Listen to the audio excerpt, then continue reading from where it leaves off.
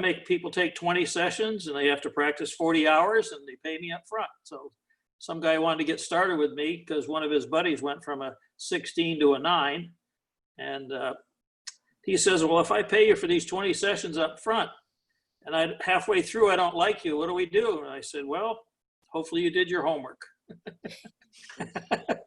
So you need to I think you need to put a little more onus in a nice way on the students.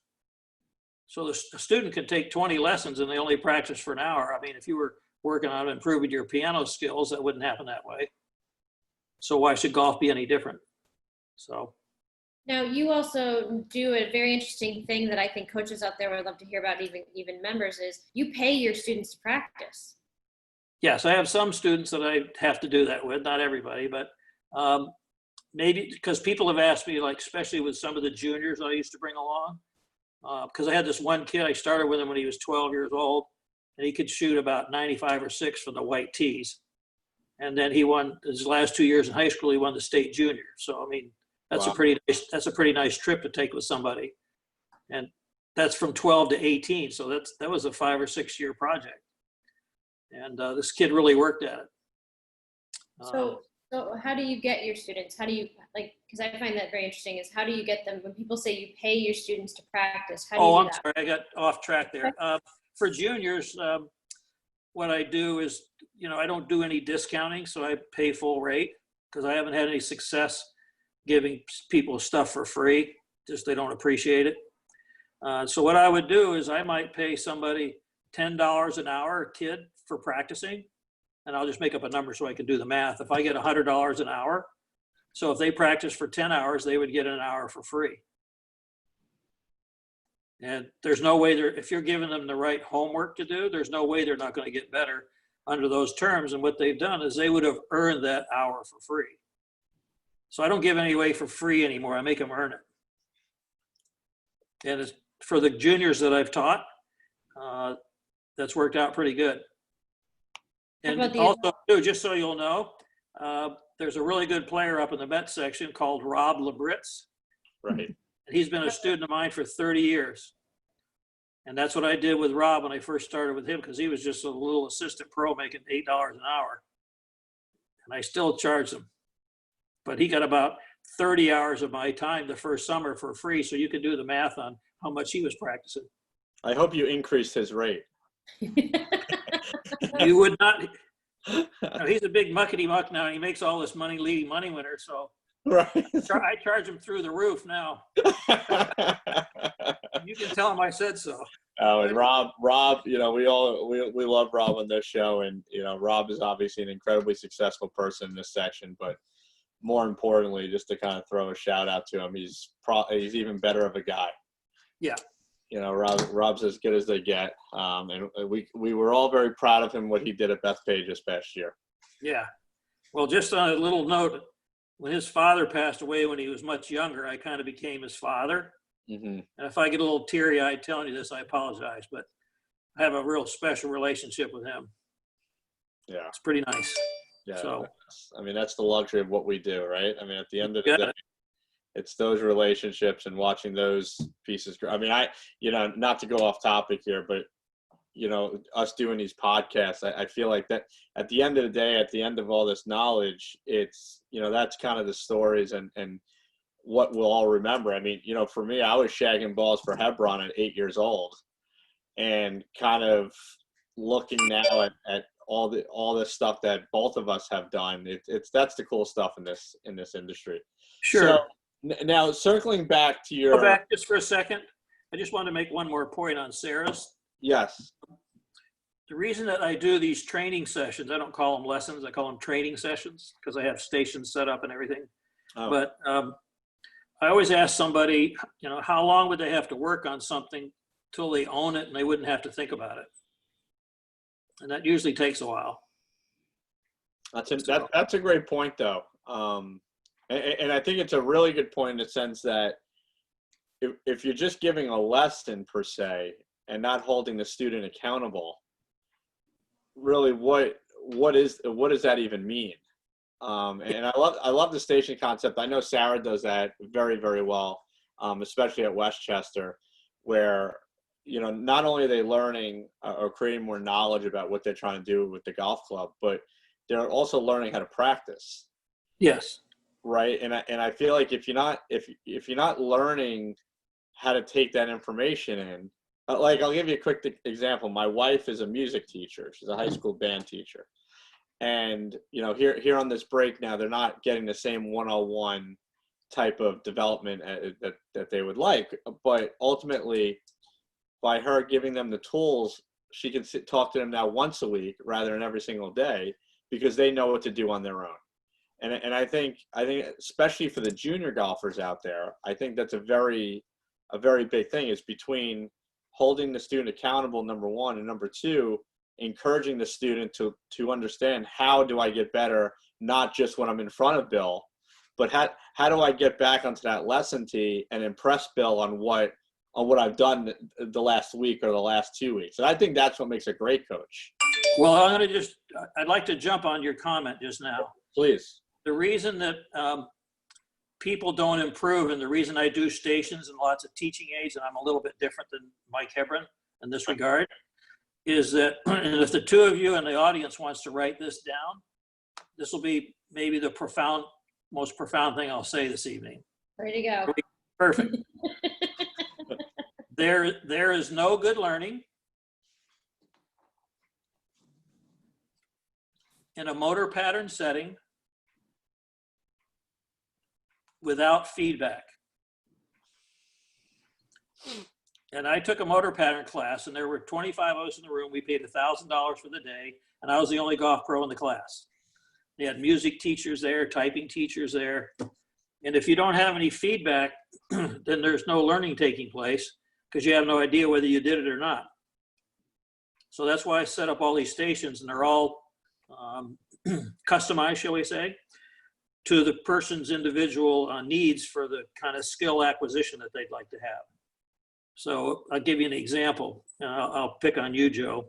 Okay. Let's say that I thought the path of your putting stroke wasn't correct, and I wanted to put your putter between two 2x4s and have them maybe a ½ inch apart. And you had to hit, say, 30 putts from 6 feet twice a week. And you did that for 3 weeks. How much money would you bet that the path of your putting stroke would be better? And the answer to that would be a lot. Right. So what winds up happening, most people, if they were trying to improve their path without the 2x4s, how would they know whether it's improving or not? They wouldn't. They wouldn't. Right. So what winds up happening, there's no good learning taking place, which is why a lot of times, if the teaching aids aren't too expensive, and I'm lucky enough I can charge enough for my sessions, I just give them to the students. And then if they collect dust, then that's their fault, not mine. Right. Right. So you like, I'm going to state the obvious here, but you like, you create an environment where the student is getting direct feedback. Yes. Right. I've never given a session in the last 25 years without feedback. Yeah.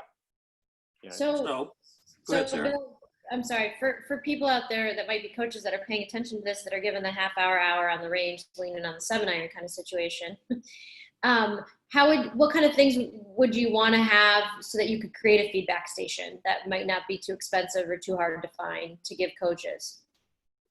Okay, well, I'll give you an example of motor pattern training. Let's just say that you have a person in front of you for a ½ hour lesson, and they play 10 times a year, and they only practice maybe 2 or 3 hours. And the lessons that they've had previously, I can't believe that this still exists, but there's still people out there that think head down, eye on the ball, left arm straight is important. And that hasn't been taught for 40 years. So it's like the Flat Earth Society. Yeah.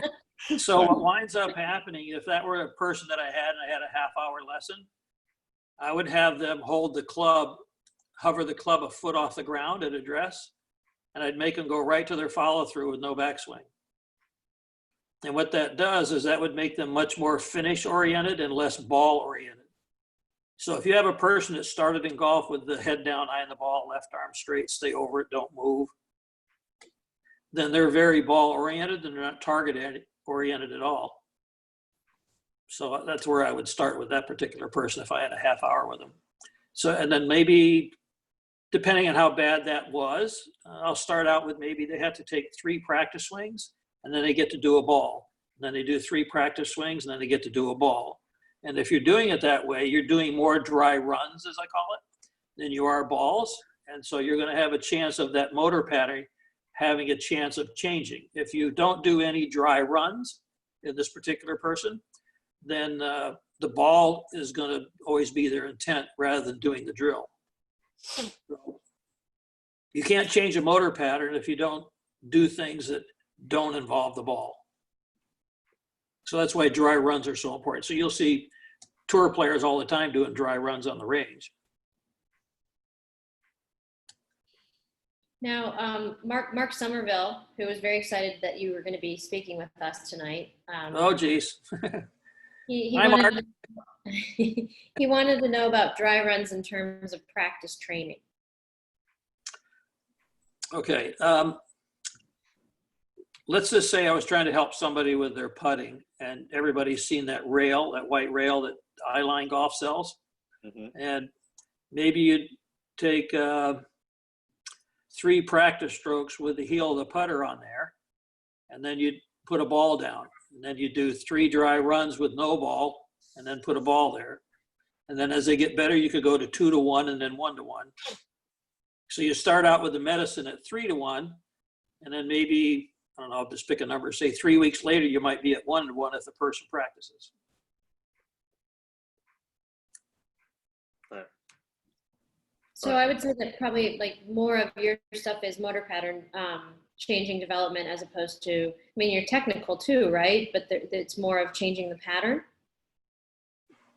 One of the things, to get back to what Joe was going to ask me sometime there in this get together, most people don't need to know that their swing path on the way through is 8 degrees too steep. That information should be just for us. And there's lots of instructors, I hate to say this, but there's lots of instructors out there today that have all the bells and whistles and try to impress people with the, you know, your shaft is 4 degrees too flat and your blah, blah this and blah, blah that. See, that information shouldn't be for the student. That should just be for the coach. And then it's up to the coach to come up with some way or form to make it so instead of being 8 degrees steep, it might only be 2 degrees steep. And so sometimes when you're doing these kinds of things, you have to deal in exaggerations. So you might have to make a person feel 8 degrees too flat, and then they usually meet you in the middle, which I learned from Mike Hebron from hanging around him, that when you have to like really exaggerate things for any kind of a change to take place. So if you put somebody that's 8 degrees too steep and you put them where they belong and they meet you in the middle, they're still 4 degrees too steep. So that's one of the things I've learned in my going around and watching other coaches, which I would highly recommend to anybody who's listening, that there's always something to be learned from everybody.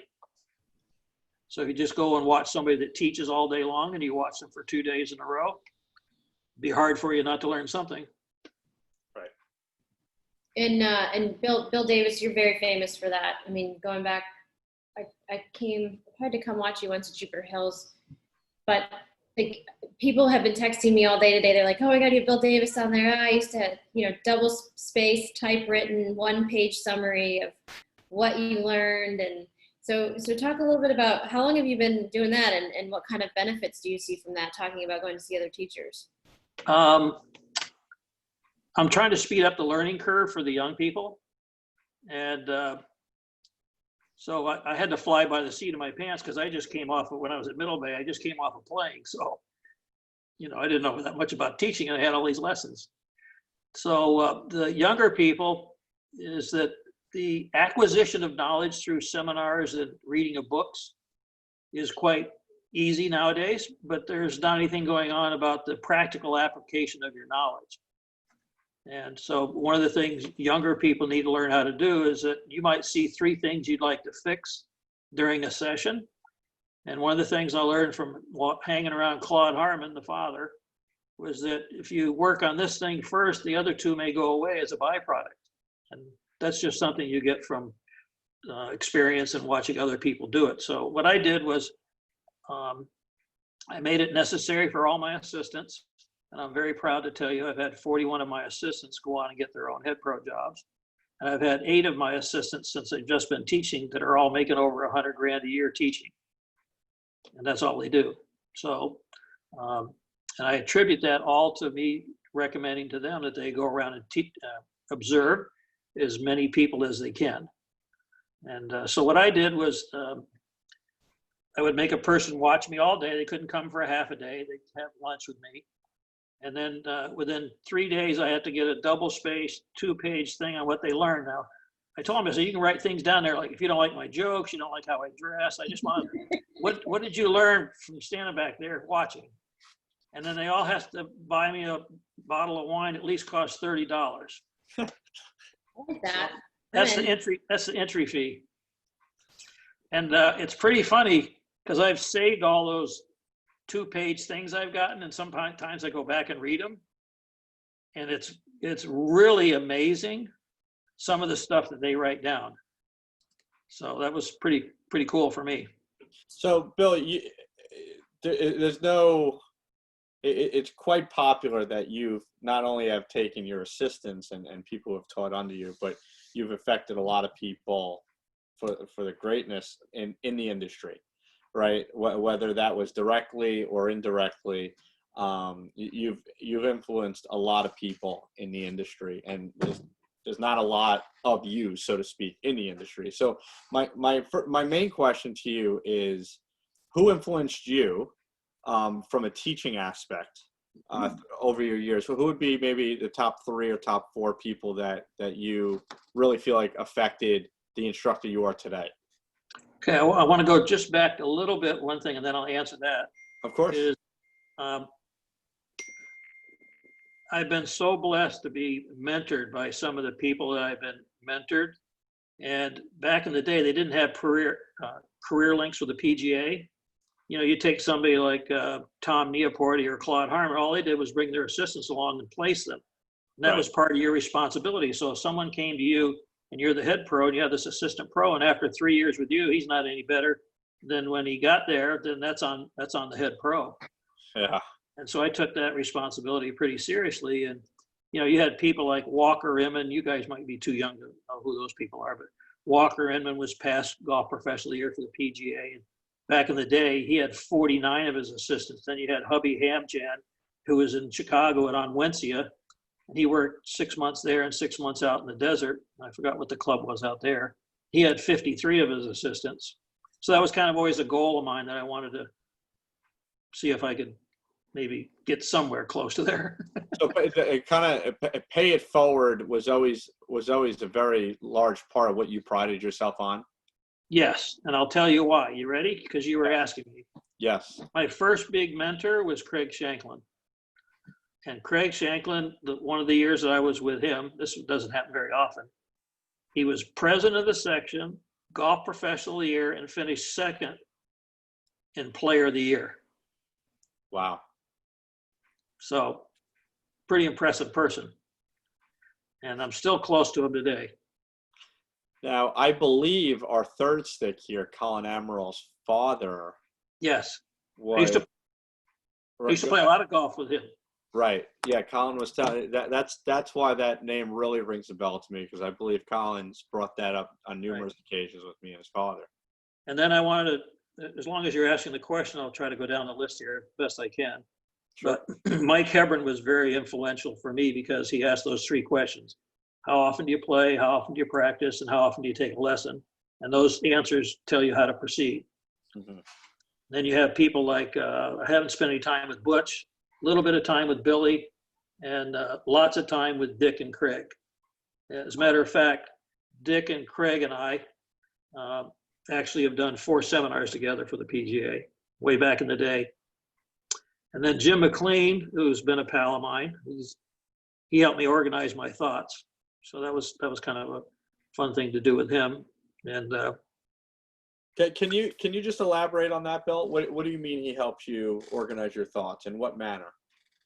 Well, he told me, he says, you know, you have all this wealth of knowledge, and he said, why don't you do it like a book and have chapters? So that's how I developed my 7 aspects of the game.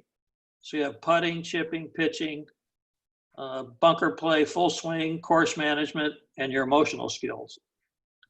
And emotional skills, if you have some lady who's trying to win the D flight of the club championship, she's just as nervous as somebody trying to win their first mini tour event. Right. So the nervousness is the same. Right. So you have to kind of talk people through, how they would handle that if that scenario presents themselves. And as the players become better, then the emotional skill acquisition becomes more important. So I'll just pick on Sarah because I know she's a good player. So Sarah, you and I are going to go play 18 holes for $1. How nervous are you? Let's go. 100. Let's go. 1,000. Nope. So Oh, what I'm come telling on. you is You everybody can has take a this to number. 10 grand. And guess why I said 1,000 and you said no. I can afford to lose 1,000 and you can't. Right. Especially Okay. right now. Yeah.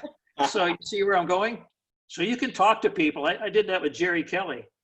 And Tom Lehman was the lead money winner on tour, and he was trying to get out there. And I said, I'm going to set up a game with you and Tom. And I said, how much money would you bet that you could beat him in one 18-hole match? He said, 10 grand. I said, Tom Lehman's never heard of you. And he said he'd bet the ranch. So I said, that's one thing we need to work on. And the rest is history. That's interesting, though. I find it very interesting because you see, especially from a club pro standpoint, these really top club pro standpoints, they'll go beat up on people in their section, but there's a level. It depends where that level is, but there's always that level that they get. Someone's getting a little uncomfortable. Yes. And the other right. thing that's interesting too is that when you're bringing people along, and I'll just use Jim Herman as an example, and I'll compare him to Jordan Spieth. Who's more skillful, Jordan or Jim? And the answer to that is Jordan. Right. So if Jim wants to be as skillful as Jordan, then everything that I'm doing as his coach is all about skill acquisition, which is how I teach. So is Jim a better player than me? Yes or no? Yeah. Yes. Okay. So that means he's more skillful. So if he and I wanted to go out and play for $1,000 Nassau, he plays the back tees and I get to play my senior tees. Over a 3-day period, could I beat him once? The answer to that's yes. But he'd win the other two because over a period of time, the person who's more skillful will eventually win out over long term. So, one of the things that was interesting in that regard was I was very flattered. I try not to drop names because I'm not trying to brag, but Jay Siegel came to me when he was 49 years old and he wants to go on the Champions Tour. And so I'm very flattered. He's never had a coach. He did some homework and he wound up picking me. So very flattered. And so we go out on the course because before I open my mouth and put my 10D shoe in there, I want to find out how much he knows and doesn't know. So I took him on the course for a playing lesson and created 75 to 100 scenarios and said, okay, if you were here, what would you do? What would be your target? What club would you use? And then let him execute it. And I found out real soon, after about 2 hours, how much he knew and didn't know. So I told him, I said, if you just want to show up with what you have, you'll be one of the 25 best players on the Champions Tour, and you do not need me. I said, but Raymond Floyd's the leading money winner, and if he wanted to play you for $10,000 every Monday for 20 straight Mondays, he'd own you. And Jay looked at me like, what do you mean? And I said, he knows more than you do. Huh. So what winds up happening, that's how I got started with Jay. And, maybe if I gave him 100 scenarios, maybe he'd get 50 or 60 of them right. And so he doesn't know what the other 40 are. So I'll just give you an example. Let's say that you're playing in a tournament, Joe, and you have a snow cone line. You know what that means? That means sitting up there on the grass. And if you Perched up. It's perched up.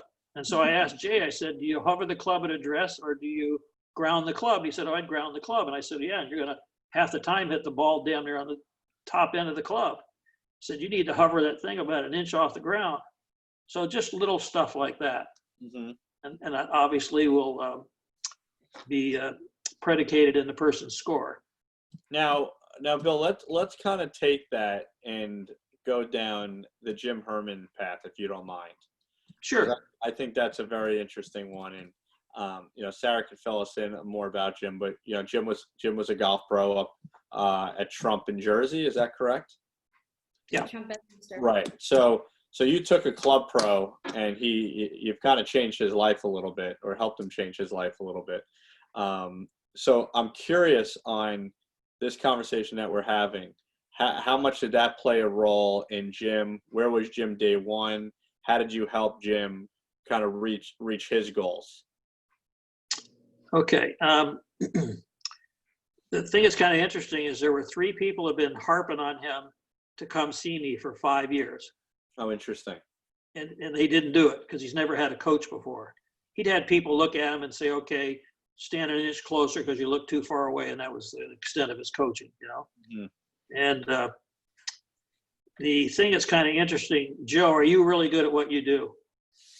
The answer to that's yes. Okay. So what winds up happening is I'll answer the questions too. I'm glad you answered that one. It's one of my bad habits, my wife tells me. Anyway, you're really good at what you do, which means you know more idiosyncrasies of the business than someone else that maybe say you get an A on your report card and somebody else gets a B minus. Right. So I think if you're going to be an extremely good player, you have to know all the idiosyncrasies. So an idiosyncrasy would be, can you hit a driver off this particular lie and still get it airborne? The answer to that's either yes or no. And can you slice it 30 yards around this tree with a 4-iron? And so you'd have to know all the little idiosyncrasies. Or I'll give you an example. If your ball was sitting in the rough half up and half down, you could stand a half an inch closer to the ball and you don't have to change anything and just make your regular nice swing. And what that would do is if you're standing a half inch closer, your swing would be a little steeper, and that would be the way the club would accommodate the ball. So all little idiosyncrasy stuff like that. So if, say, I'll pick a number, Jordan Spieth, if he came to me and wanted me to be his coach to Cameron, and I took him on the course and gave him 200 scenarios, how many of them would he guess right with no clubs and no balls? All 200, because he can't play at his level. Yeah, and not know all 200. Right. I would imagine Jordan, similar to a Tiger, is IQ wise out there is pretty. Yeah, their golf math skills are really good. Right. I wanted to put it that way. I gave you an example. I wrote an article once for Golf Magazine. It was tongue in cheek. It was called Would Ya? WOOD-YA exclamation point. So you have 150 yards uphill to a 3-tiered green, the pin's in the back, and there's 10 yards of or 10 miles an hour of wind in your face. Would you let yourself hit 3 more clubs? And the answer to that would be no. Right. So that would be an idiosyncrasy that some better players, they don't do. So. Right. So that's one of the things, and I think the biggest idiosyncrasy for me, because I'm very flattered, I work with a lot of good players, is just lie reading. Mm-hmm. So if you're here and you have this far, and you have this kind of a bad lie, maybe the most you can get out of that lie is a 9-iron. If you try to hit a 6, you're not going to be successful. So the example that you used with your junior golfer that you met at, I think you said 12 years old, and he'd gone on to great success in high school golf and hopefully beyond. Is that a huge part to your training of junior golfers? Do you feel like your juniors are well more prepared than others? Yes. I'll give you an example. I had a kid, his first time, and this was about 6 years ago, which is why I have to keep myself in good shape, because I decided I'd caddy for him because he'd never, Right. You have to have a caddy when you're qualifying for the U.S. Junior. So Sure. I caddied for him, and he's 2 under par, and he's got a half up, half down lie in the rough from 100 yards over water to a tight pin. And I said, what are you thinking about doing here? And he says, well, I'm just going to hit a sand wedge and hit it really hard and go straight at the flag. And I said, nope, not on my watch. He said, you're not making a 6 or a 7 here. You might make a 5, but you ain't making no 6. I says, because usually 2 under gets in, and we have 1 more par 5 left, and he hits the ball far. So I said, you're going to aim 50 feet to the left of the flag, and there was green over there. and you're going to hit this thing on the green, and you're going to two-putt, and we're getting the hell out of Dodge. So that's what he did. He hit it on the green because from that kind of a lie downwind, as we all know, Right. when the ball comes out, it has a lot of overspin on it, and the wind downwind may knock the ball down, and it doesn't carry as far. He goes, "Oh, geez, I didn't think of that." And I said, "Yeah, that's why I'm on the bag." And so he got in. Right. And it was just kind of interesting. If he had been on his own and tried that, He probably doesn't get in. well, he doesn't get in Right. because they only had 3 spots. There So you go. Yeah, and I think to the coaches out there listening, I think that's a skill that's forgotten. Because we're in this Instagram age, right? We keep kind of saying that we're in this quick fix. I want it quickly kind of thing, and with golf instruction really you could find swing tips, if you want to word it that way, virtually anywhere. And I think the reason you seek people out such as yourself is because the game requires way more than that. yes, Right. I always joke around with some of my students up here, and I say, I can give you, if I handed you a PGA Tour golf swing, that doesn't mean you break 80. Right. There's so much more to that, and that's a PGA Tour golf swing. You're still not breaking 80. right. And I think those are great points, especially with I truly enjoy my time with the AJGA type level juniors. And I'll go out there and I'll follow these kids around just to get a better idea of the identity of my player. And these are things you see with maybe someone else in their foursome, that they don't understand these basic concepts, right? I mean, the amount of times I want to take one of my juniors 60-degree wedges and break them over my knee is it tallies up there on these trips that I take with them. But again, to your point now, is these should be done well before somebody enters a tournament, or at least begin this learning curve. And learning, this goes back to how to get the ball in the hole in the fewest amount of shots. Is you don't just look at a yardage. And I see a lot of these kids and club members, for that matter, do that. And I think that's a great point that you're bringing up. And that probably falls right into how you develop your players of any skill level. Would you agree? All right. Well, I'm going to hop in with a story about Bob Rotella. Yes. You know the relationship that Tom Kite and Bob had. It's been 40 years. And so Tom was playing really good one time and for a stretch of period there, and he wasn't scoring that well. So Bob set up a session with him, and they went out at 4 o'clock in the afternoon, and Bob had all the pins removed. And took them all out. He says, "Well, when I go out to play," and he said, "after 2 shots, I'm 57 yards from the pin on a par 5. I can't know where the pin is." And Bob goes, "Nope." Guess what he shot? 67 with no pins. How about that? But basically, Tom was playing really well, and because of that, he was being a pig. So he was picking bad targets. He was trying to hit it too close. He didn't leave himself any margin for error.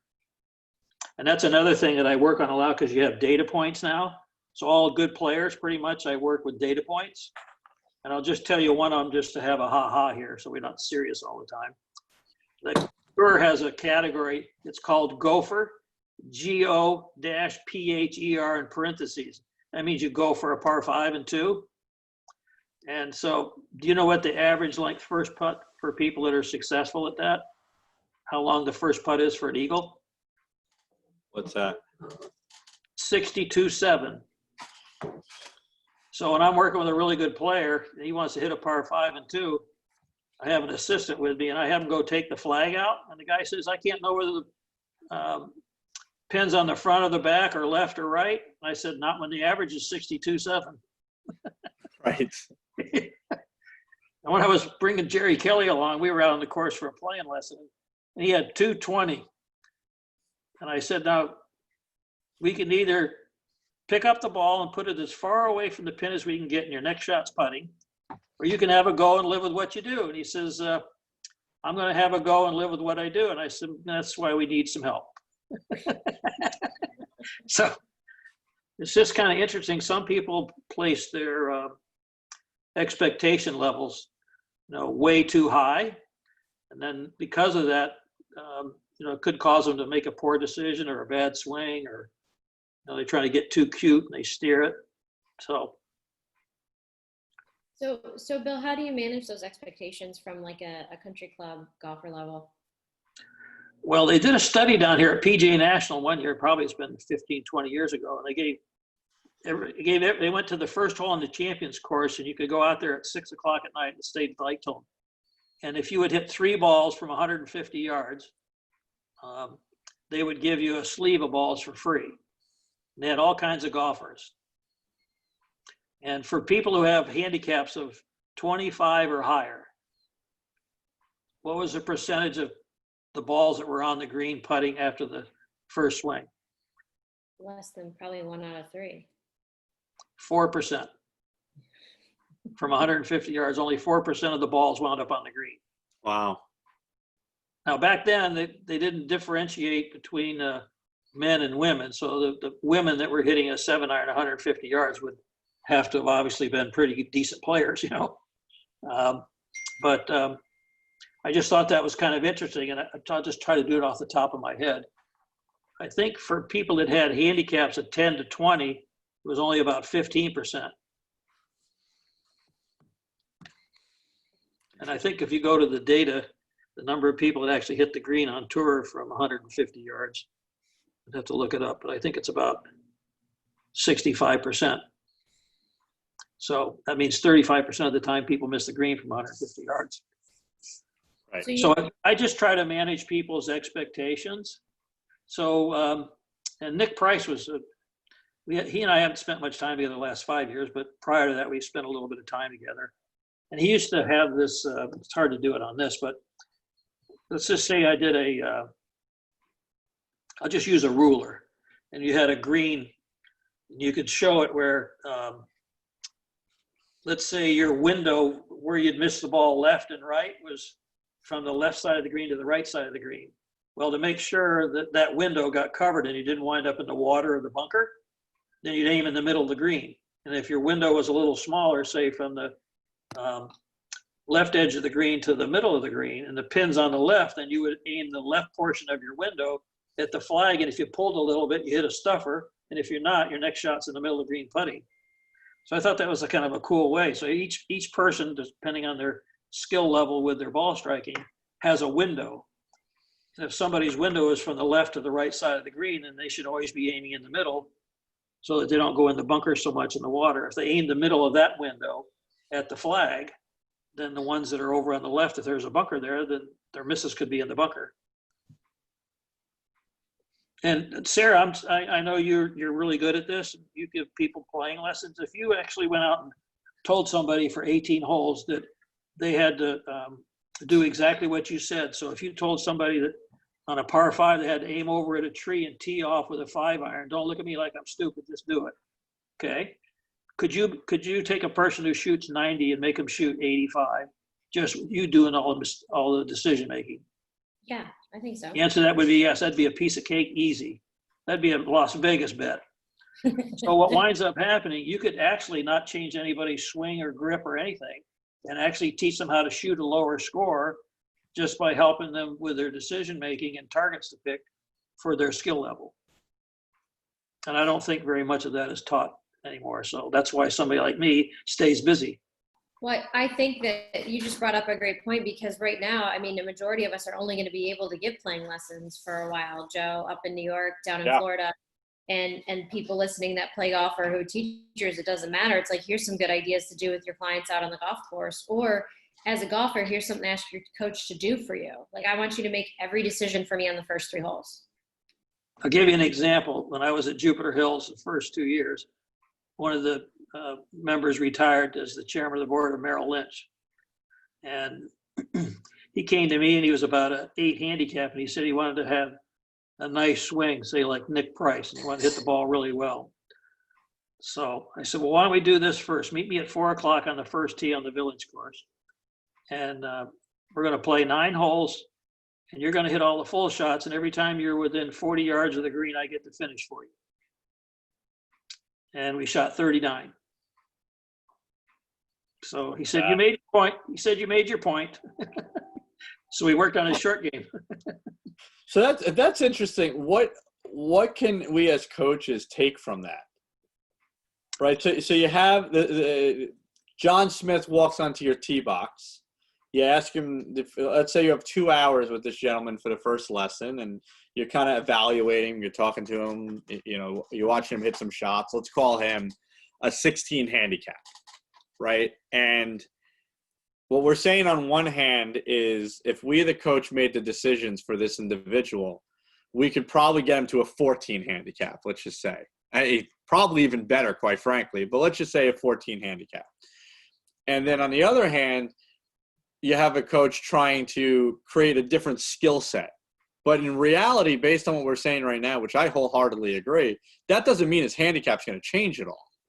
Especially in my experience at a club where there's caddies, these players get so into what the caddy's telling them to do, and yet the caddy may never have even played golf in his entire life. I mean, literally. Caddies are fives, and they think they're tour player coaches, Right. So you have a guy now who's been playing golf at the same club, at the same golf course, over and over for 15 years. Yeah. Still sitting at a 16 handicap. And he's been a 16 handicap for 10 years. So as a coach now, what is, in your opinion, what can we take out of this? Are we not doing – You create the scenario. So you ready? Yes. 2-hour session. And he's a 16. Right. And he's been a 16 for 10 years. Right. Okay, so we have a little data there. Little data. So what will happen is I have enough experience with people that are a 16. And what we're going to do is when he gets there, all these 11 stations are going to be set up. He's going to go, oh my God, So I'm going to have one station where he has to putt. I'm going to make it on 4 sides of the hole. There's going to be a 3, a 4, a 5, and a 6-footer. And he has to do one ball random. So if he hits a 6-footer for the first pile, he has to hit a 3-footer for the next one. So it would replicate playing because instead of just staying there and hitting all 6-footers all the time. Right. And then I'm going to do the same thing for 10, 12, 14, and 16. And then I have a circle, which Eyeline sells. I'm not trying to promote their products, but that's where you'd get it from. It's a Eyeline.com. Yeah, exactly. It's a 6-foot circle, and you put it around the hole, and you put 2 balls at, say, 25, 30, 35, and 40, and he hits 1 ball from each length and starts over. And his objective would be to get all the balls in the circle. Well, when you get done, you'll have all that data collected, and you'll have a pretty good idea of how he arrives at his 16. Then I'm going to go over there to 5 yards off the green, and I'm going to do 2 shafts in the ground with those pool noodles on them. Right. And I'm going to make a gate like kicking a field goal, and it'll be 3 yards in front of him, and it'll be 1 foot apart. And I'm going to see if he can make the balls from 5 yards go through there. So that would automatically tell me if he can't do that, then he's doing something with his chipping motion that's causing him to have a really big window. And so I may address that or not. And then I'm going to do some short pitches, 10, 13, and 16. And I'm going to let him hit 3 balls from each length. And then we're going to see where the balls are on the green. So if they're not all on the green, and that means his technique's not correct. So I'll fix that. And then I'm going to go watch him hit some balls and see what's going on. And I always teach bunker play last because for 90% of the students that I work with, once they have a really good swing, that means that they're bottoming out in the same place all the time, which is a necessary commodity, shall we say, with good bunker play. So you can't take 1 inch of sand one time and 4 inches the next time because you won't be a good bunker player because of the different amount of sand. So I don't, when I teach bunker play, unless I'm teaching really good players, I just tell them to start with the club 4 inches from the ball and use their regular swing. And then they'll usually bottom out 4 inches from the ball, and then there we go. Right. They're out of the bunker. Whereas out of the bunker, I get people come to me and they'll say, well, I had a lesson with somebody, and he told me, aim it left, pick it up, take it outside, cut across it. He's got 87 things going on. What the heck is that? You know?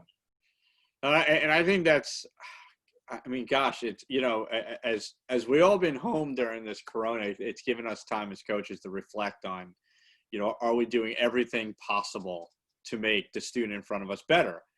And, I think this podcast here this is such a large point that I don't think is done enough for students. I think at the very least, a student should go out for 9 holes with a coach once a month, to go at the very, very least, if not once a week, and learn the skill sets, because again, if you can hit it on the driving range, that's great. But to your point, if we had a student come up to us for 9 holes and they're, it's a woman or a man, whoever it is, and they're playing with their everyday group, and we tell them, hey, listen, just do everything I tell you to do for 9 holes. Everything I tell you to do for 9 holes. And the fact that they would be shocked by what that score is at the end of 9 holes, I think is very telling. And to your point, based on how you set up your stations, and again, Sarah does the same thing at Westchester specifically, which I always think was great for all level golfers. I think that's the way that we need to train the everyday golfer, because how many times do you see them sit on a driving range with an 8-iron for 90 minutes? I mean, part of the problem with modern day instruction is that we as a group needs to do a better job of training people. And if you want to get better, this is what it entails, because people still have this perception that, they can take a half-hour lesson or 45 minutes, or they can take an hour, and, taking a whole bunch of lessons so they get better isn't necessarily something that they think they need to do. But if you were trying to get really good at the piano, there's no way you would take 1 lesson every 4 months and expect to get any better. Right. So why should golf as a motor pattern be any different? Right. Well, that's like the $1,000 question. Where did that come into our industry? We're half an hour, one-off. Like Bill, you've been around for like a couple more years than us. So maybe you have some insight About on 50. I'm an old guy. No, I want to go back to Joe. You said your wife's a music teacher. Yes. And I'll just brag on my daughter once. She sat in first chair with flute in her high school band, okay? Okay. Or symphony, whatever you want to call it. And so the thing that's kind of interesting, I'll never forget, Ann Ciccarelli was her teacher. And I had plenty of discussions that improved my coaching as for golf. And I think golf is at least 20 years behind music teaching. Yes. Now, to give you an example, let's say that when my daughter played really well and you'd give her an A on a piece she played, she was doing about 6 things simultaneously. So what happens is when you're teaching music, you have to learn how to do number 1 and get an A on it, and then number 2 and get an A on that, and so on. And you don't move on to 3 until you get an A on 1 and 2. Right. So what winds up happening, and I asked her, I said, why do you do that? And she said, well, let's say a person got a B on all things 1 through 6, and she plays, it never sounds like music because she's never missing too many notes. And so she said a lot of parents or kids get frustrated with music and quit because the parents, they want the kid to skip step 4 and go right to 5 after 3. Right. And you can't do that. So I think if golf were taught more that way, and I understand because I worked at high-end private clubs my whole life before I went to Abacoa. Sometimes you have to massage things a little bit, and things that you'd like to do and things that you're capable of doing are 2 different things. But I will say this though, Bill, on the high-end club aspect, and the reality is the reality, right? But for the most part, and this is where I think knowing your student is very important, but for the most part, giving it to them straight, I have found is the most successful approach. Yes.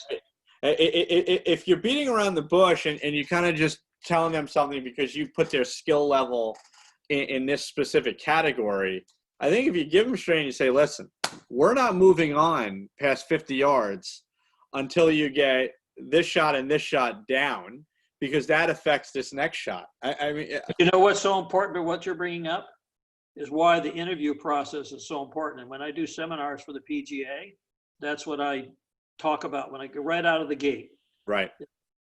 So what happens is that if you do the interview process correctly, then the person that you're trying to teach is going to have some ownership of what you're trying to do. So once you find out what it is that they like to do with their golf, and it's just like, we're all like doctors. So if someone has a headache and you decide that you want to give them, let's say it's an NFL player and he's 6'7" and weighs 300. Right. Well, if you want to give him 3 aspirin 3 times a day, that might be okay for fixing him, but you can't give this poor little old lady who's 65 years old and swings the club at 52 miles an hour. You Right. can't give her 3 aspirin 3 times a day. You'd kill her. Right. So I think we're all into our prescription skills, and that all has to do with the interview process. And again, I think the word accountability seems to kind of just keep coming back to that word, right? And I think that's where your success has, just me reading between the lines here, has been created, is regardless of the skill level, regardless of what they're trying to get out of this game, because everybody's goals are different, but the accountability factor here is everything. And I think long-term success, the student is going to appreciate that way more. You know, even if you're a little bit of a hard ass on accomplishing this, because at the end of the day, they're getting better. It's not, to me, it's no different than if I'm going to go to a gym and get a trainer. I don't want to go spend 6 months and not push myself for that hour, 90 minutes, however long that workout's going to be.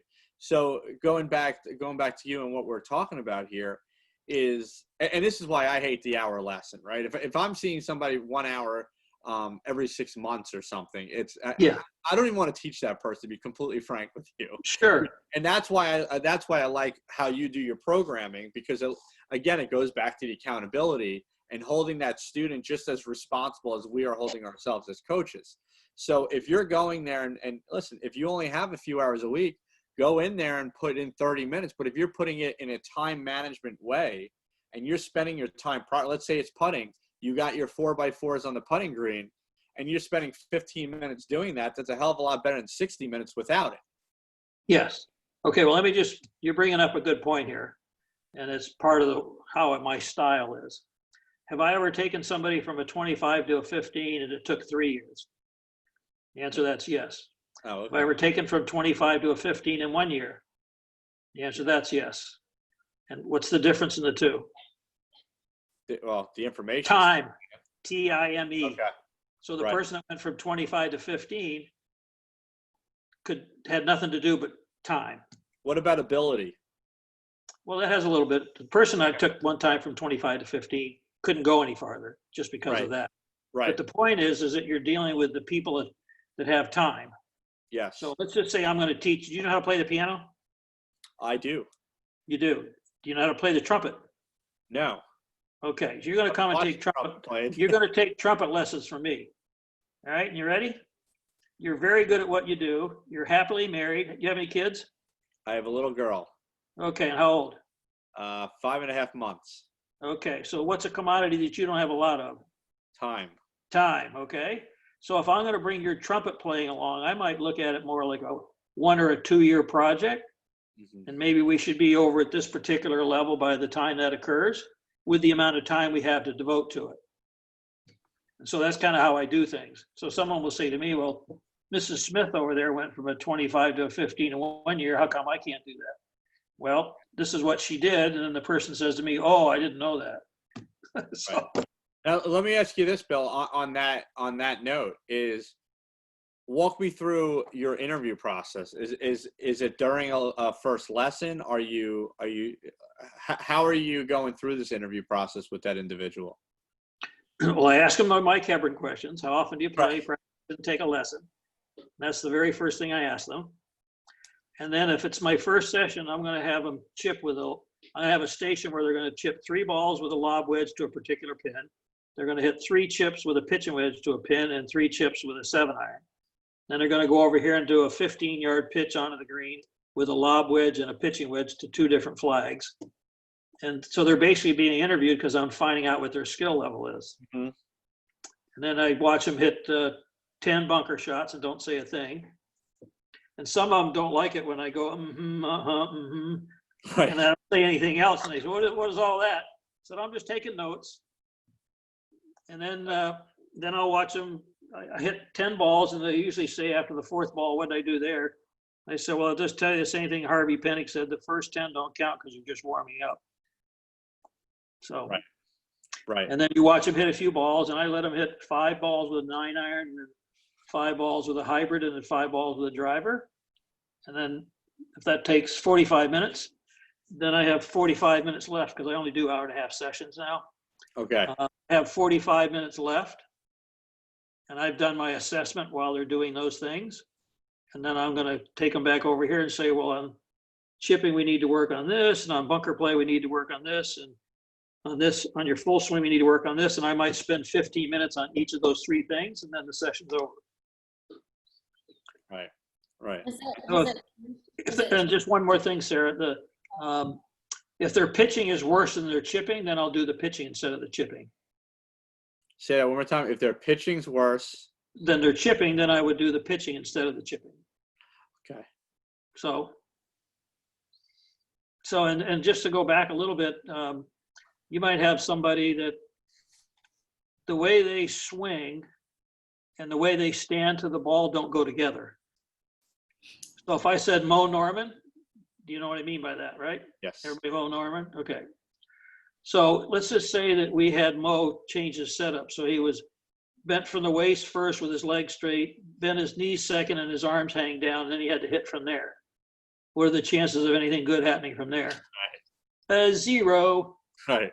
He stood far from the ball, and I asked him, because I played with the tournament with him in Slugger White, and I was high in the group with a 69. So anyway, the thing that was kind of interesting was I said, Mo, why do you stand so far from the ball? He goes, long arms, long arms. That's a good impersonation. That's very funny. That's very good. So Mo shot 63 that day. He hit every fairway and every green. So afterwards, he was being interviewed, and the guy says, Mo, how was your short game today? He goes, no short game, no short game. All fairways, all greens, all greens. Yeah, he did have some. I wish I met him in person because he sounds like a hoot. Oh my God, he was so funny because he wore polyester pants with snags back then. And John Gentile, who used to be a Met section guy, he won the Club Pro one year at Callaway. And so those of us that played and were lucky to make the cut, well, we come down to Florida, we're going to play in the New Smyrna Beach Open the week afterwards. And John won with the original ping putter that made noise. You two are probably too young to remember. No, I remember that. So Mo comes over and he's watching John practice, and he says, hey, John, can I hit a few? Can I hit a few? So John gives him his putter, and he hits 3 balls and goes, and he reaches in his pocket and hits 3 balls and goes, reaches in his pocket and gets 3 more balls. And John says, how many balls you got in there? Mo says, 3 more. He's walking around with a dozen balls in his pocket. That's very funny. I got about 15 more, but I won't bore you with them. Oh gosh, I love those stories. I'd just like to say one thing. We'll go back to, you were asking me about Jim Herman and some of the stuff we do. Yeah. When he first came to me, he wanted me just to help him with his short game. And then as I got his confidence, because he's never had a coach before, I now do all 7 aspects. So I'm his Bob Rotella and his course manager, and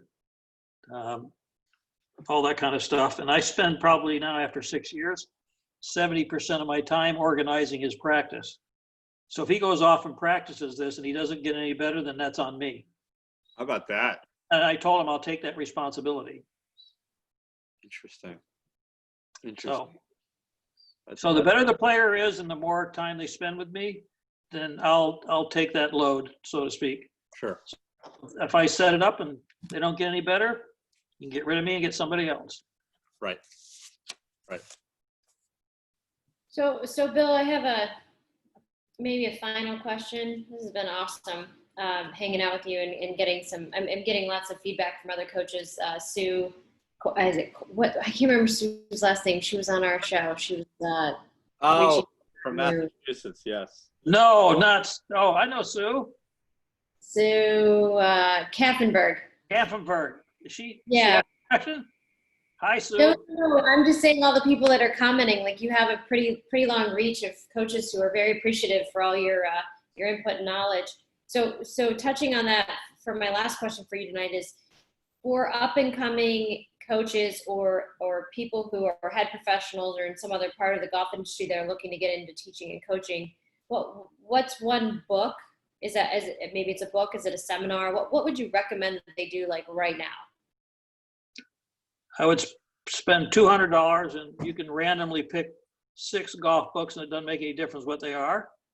And you have a highlight pen, and when you're reading it, you highlight the things that you would like to remember, as if you were going to take a test right after you read the book.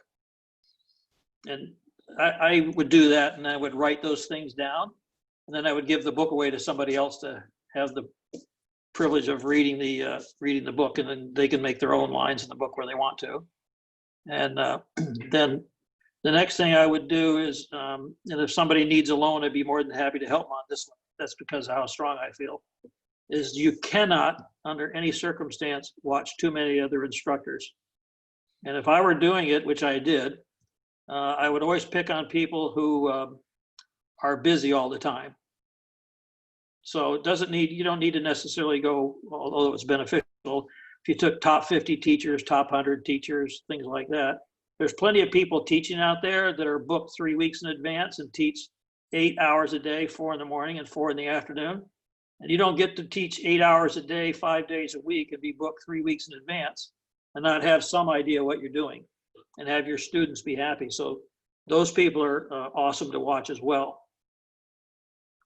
All right. And you can tell anybody who's on here who wants to come and watch me, I'm still in that mode, so come see me. 2 pieces of paper and a bottle of wine and you're in. I love it. I would really say out of all of our guests that we've had on, it's really cool, Bill, to see all the people reaching out and commenting and what you've done for them and given them and helped them with their careers. I'm so grateful to know you. Oh, well, thanks. The thing is, I've been really blessed during my career, and if I get a little teary-eyed, I apologize. That's one of my faults. But if you don't pass along what you've had the opportunity to learn, then to me, that's a little unprofessional and being irresponsible not to pass that along. And Jim McLean and I, whenever we've gotten together, Jim and I haven't gotten together much in the last 6 or 7 years, but prior to that, we used to get together a lot. And he was saying, if you think of all the time, like I spent 5 years with Ken Venturi, and Jim probably spent 25 or 30 years with Ken, that if you think about it, all that knowledge is going to go to the grave if it doesn't get passed along. And that, to me, would make me very sad that things like, because you can't read this in a book, that snow cone line I told you about, Joe? Right. You know, where you hover the club at address? Right. You don't see that stuff in a book. No. And that's Ken Venturi always used to call that the good stuff. So what winds up happening is if that stuff doesn't get passed along and it goes to the grave, that would just make me really sad. So that's why I do it. Right. Joe, I think that's why we're doing what we're doing, is to get the good stuff. I mean, Bill Davis, you summed it up really nice for us. Yeah, it's all about the good stuff. There we go. It's all about the good stuff. Yeah. One more thing about Ken, yes. I'll just tell you, he said, Bill, if you ever put the good stuff in a book, he said, my ghost will come find you. He says, don't let anybody buy all that good stuff for $39.95. He says, make them come and pay for it. That's amazing. That's amazing. Oh gosh. Well, Bill, thank you. You know, I certainly have a boatload of nuggets right here that I have during this whole thing. So I appreciate it. And, you know, what I always idolize about gentlemen such as yourself and ladies such as yourself is you've been doing this for a long time, and the love is still there for the game. And, you know, I don't know if people can appreciate how hard that is sometimes with the amount of hours that is done on a lesson tee throughout a year, and with our significant others and all that else. But, you know, I think that kind of says a lot about yourself and a lot about what your true motivation is in this game. And that's, to me, what makes a tremendous coach. And for a young coach such as myself, that's the bar right there that we're all shooting for. So I appreciate you spending. I'm reading a book right now on motor pattern training. And I'm 70. Come on. It doesn't, the pursuit to get better does not stop. And I think you know, that's something that, you know, every day we're trying to get it 1% better, whether you're a golfer, whether you're a coach. Hopefully you're both. But truly, we really appreciate your time, and I certainly hope to see you in South Florida. I just want one more thing, as long as we have Sarah on here. Please.